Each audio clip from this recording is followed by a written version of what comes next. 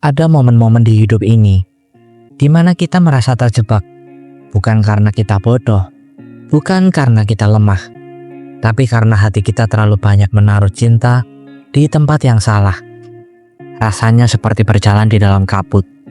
Tahu harus maju, tapi langkah berat setengah mati. Kalau kamu lagi ada di fase ini, aku ingin kamu tahu satu hal. Kamu tidak sendirian.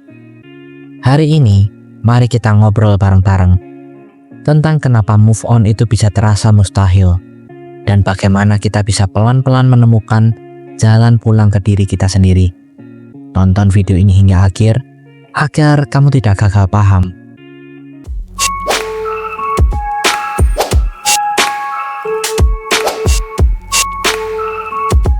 Move on terasa berat, bukan hanya karena kita kehilangan seseorang, tapi karena kita kehilangan bagian dari diri kita sendiri.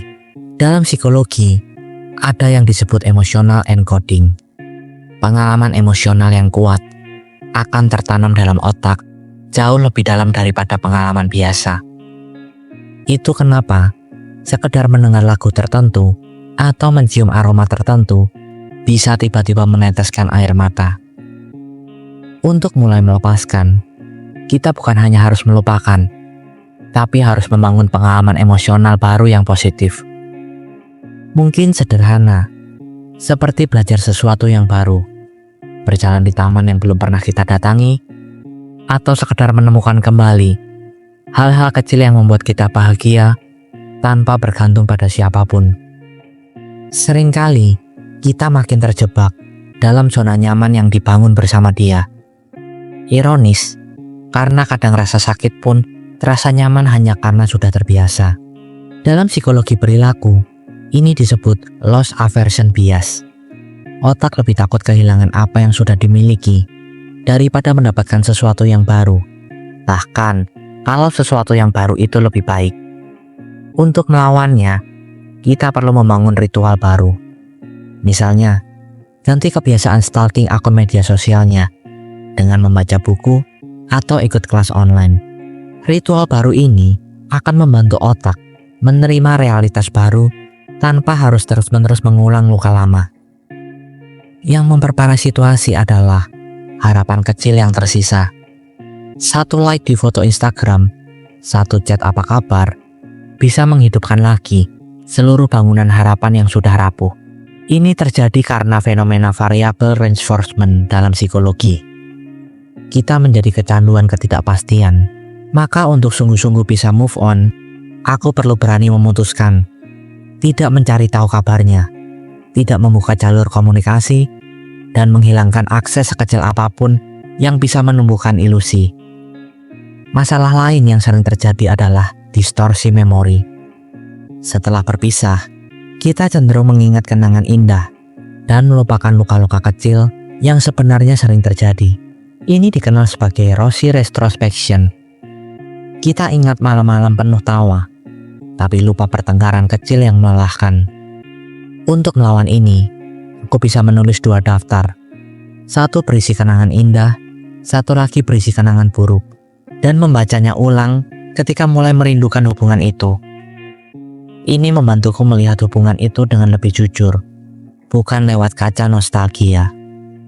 Selain itu, banyak dari kita yang mengalami kehilangan identitas setelah putus.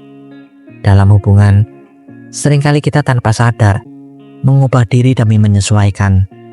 Kita melupakan impian sendiri, hobi sendiri, bahkan cara berpikir sendiri. Kehilangan orang itu berarti juga kehilangan siapa aku, versi saat bersamanya. Untuk membangun kembali identitas, aku bisa membuat vision board kecil, menulis mimpi-mimpi lamaku, dan kembali menghidupkan hobi atau minat yang dulu mungkin aku abaikan. Yang lebih dalam lagi, seringkali kita tidak hanya takut kehilangan orangnya, tapi takut pada kesendirian itu sendiri. Rasa kesepian bisa memunculkan rasa sakit yang nyata, selevel rasa sakit fisik.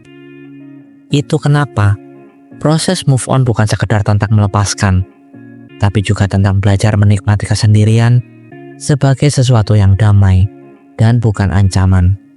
Aku bisa mulai mengisi ruang kosong ini dengan hal-hal baru.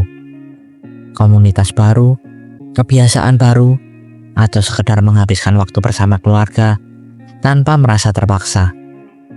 Pada akhirnya, move on bukan soal menghapus semua kenangan atau pura-pura lupa.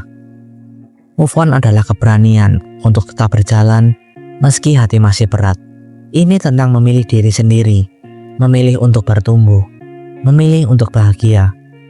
Walaupun perjalanan itu panjang dan penuh air mata, setiap langkah kecil menuju penyembuhan adalah kemenangan. Setiap pagi yang kita lalui tanpa memikirkan dia terlalu dalam adalah pencapaian. Karena pada akhirnya yang kita cari bukan dia, tapi ketenangan yang selama ini kita pikir hanya dia yang bisa berikan. Kalau kamu merasa perjalananmu berat, aku ingin kamu tahu, kamu berhak bahagia, kamu berhak sembuh, kamu berhak menemukan dirimu lagi, utuh, kuat, dan lebih bersinar dari sebelumnya. Move on bukan soal melupakan dia, bukan soal pura-pura bahagia. Move on adalah tentang menerima rasa sakit itu, memeluknya, belajar darinya, lalu perlahan membangun diri sendiri lebih kuat dari sebelumnya. Kamu boleh merasa sedih, kamu boleh merasa rindu, tapi jangan lupa, kamu juga berhak merasa bahagia, bahkan tanpa dia. Kalau kamu merasa video ini sedikit mencerahkan langkahmu, jangan lupa untuk like dan subscribe, dan bagikan ke temanmu yang mungkin juga sedang berjuang. Kita sembuh bareng-bareng. Satu langkah kecil, satu napas dalam, satu harapan baru setiap harinya. Sampai ketemu di video berikutnya.